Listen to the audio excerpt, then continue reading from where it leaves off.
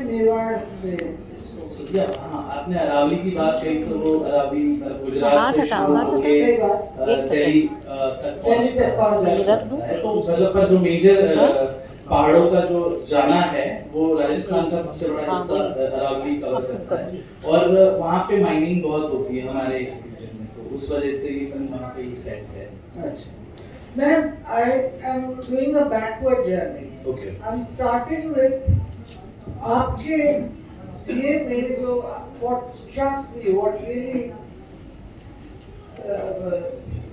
riveted me, a solo journey across India with just 1 rupee profoundly shaped your worldview.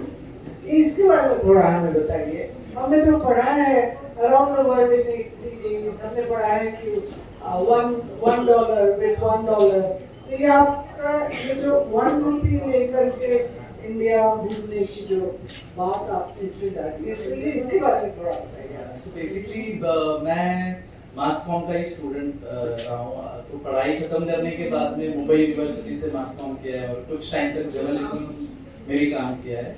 तो फिर पता चला कि फिल्म मेकर बनना है, तो काफ़ी फिल्म मेकर की जर्नी इतनी आसान नहीं होती है। सबसे पहले तो फाइनेंशियल स्टेबिलिटी होती नहीं है, आज काम है 10 दिन काम नहीं होगा।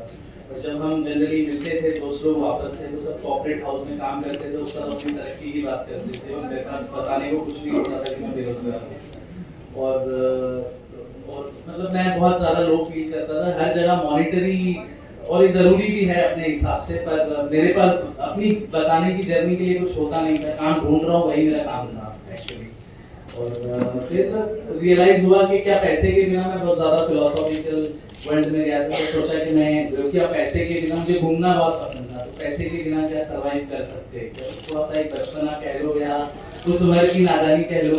तो वो मैं 1 रुपया 2016 में सबसे कम होता था, अभी भी सबसे कम ही है वैसे 1 रुपया। तो मुझे 1 रुपया की जर्नी लेके वो 1 रुपया वापस लाना था, और मैं मुंबई से वो 1 रुपया लेके शुरू किया जर्नी, जिसमें मुझे पब्लिक ट्रांसपोर्ट नहीं लेना है, वरना मैं बिना टिकट के तो ट्रेन में सफर कर सकता हूँ चोरी चोरी, बट मुझे पब्लिक के हेल्प से जो चैटिंग बोलते हैं वेस्टर्न कंट्रीज में वगैरह, तो मैं ट्रैवल करते समय मुझे लगा कि मैं कुछ नया नहीं कर रहा हूँ, मेरे जैसे बहुत लोग हैं। करते समय मुझे लग रहा था मैं ही अकेला हूँ, बट ट्रैवल करते समय बहुत लोग मिले और ऑलमोस्ट लाइक 90 डेज ट्रैवल किया मैंने, और एक जगह पे मेरी हेल्थ इश्यूज हो गया और मुझे कश्मीर से लौटना पड़ा। आपने अपने अनुभव के बारे में लिखा है कुछ, इसकी कहानियां बनी है, छपी है, मतलब या फिर हम फिल्म देखेंगे? नहीं नहीं, ऐसा मतलब जैसे मैंने कहा मैं मास कम्युनिकेशन का स्टूडेंट था, तो मुझे नहीं चाहिए था कि मुझे कोई रिकग्नाइजेशन या कोई मीडिया कवरेज मिले मेरी जर्नी को लेके, मुझे बहुत पर्सनल रखना था जर्नी। तो जनरली जब मैं अहमदाबाद गुजरात में पहुंचा, तो जैसे मेरे फ्रेंड्स सारे काफ़ी जर्नलिस्ट है, मुंबई में मिड डे अखबार आता है, टेक क्रॉनिकल है, तो उन्होंने मतलब मैं अहमदाबाद पहुंचा और उन्होंने छाप दिया कि ऐसा ऐसा कोई लड़का है जो जा रहा है। तो 2-3 न्यूज़ में है, अगर आप नाम डालोगे तो कुछ मिलेगा पढ़ने के लिए, अदरवाइज नहीं।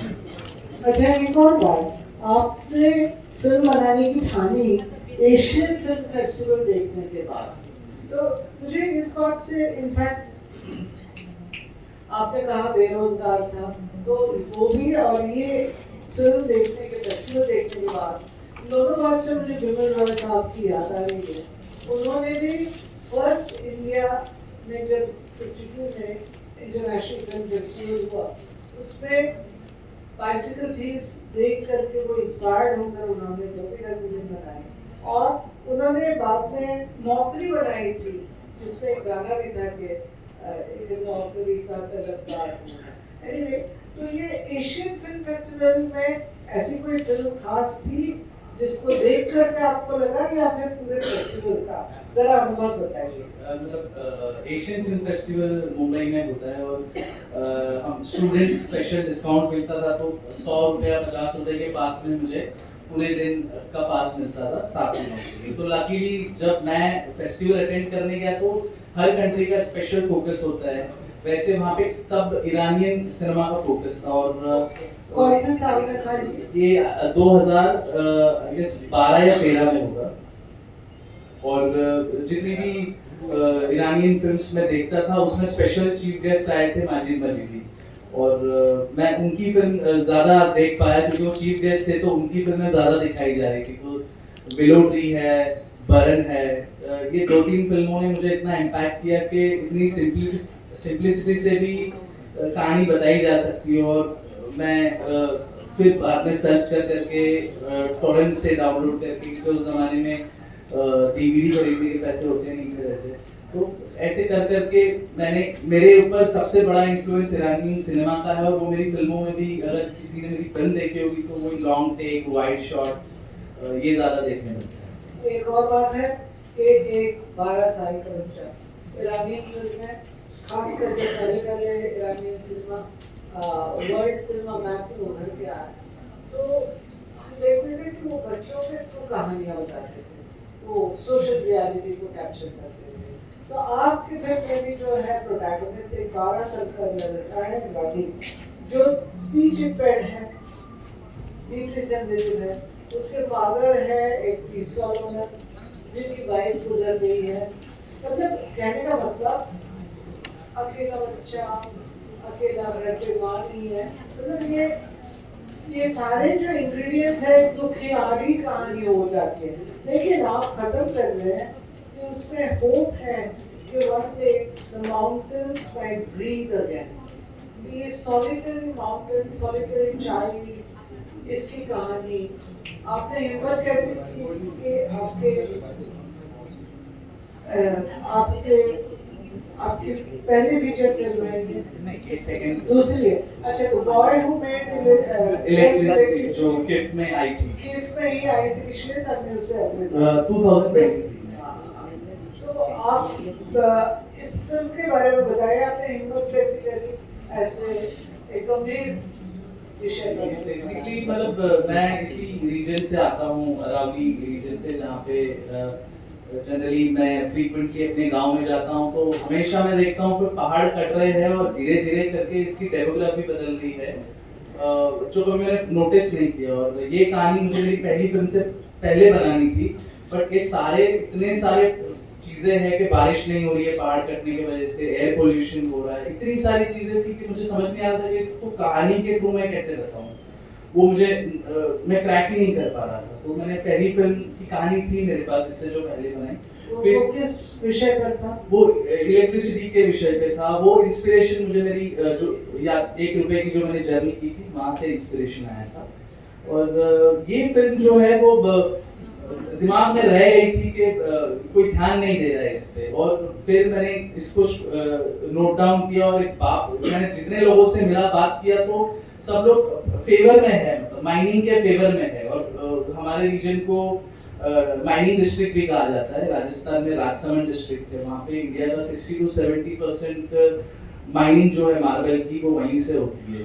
तो मतलब एग्रेसिव माइनिंग हो रही है, वो सपोर्ट कर रहे हैं। तो मैं वैसी फिल्म नहीं बनाना चाहता था कि कोई रेड फ्लैग लेके एक्टिविज्म वाली फिल्म के देखो माइनिंग खराब है, क्योंकि लोग तो सपोर्ट कर रहे हैं, तो मैं कैसे खिलाफ बना सकता हूँ दिखाने के लिए। तो मैंने सालों साल से ये हो रहा है, 30 सालों से माइनिंग हो रही है वहाँ पे, और अब मतलब 10-15 साल के ही पत्थर बचे हैं। अब मकराना वाला, मकराना बंद होने के बाद में वो सारी जो इंडस्ट्री है वो राजसमंद में आई। मकराना में सुप्रीम कोर्ट ने बैन लगाया, क्योंकि वहाँ पे अब खत्म हो चुका है पत्थर।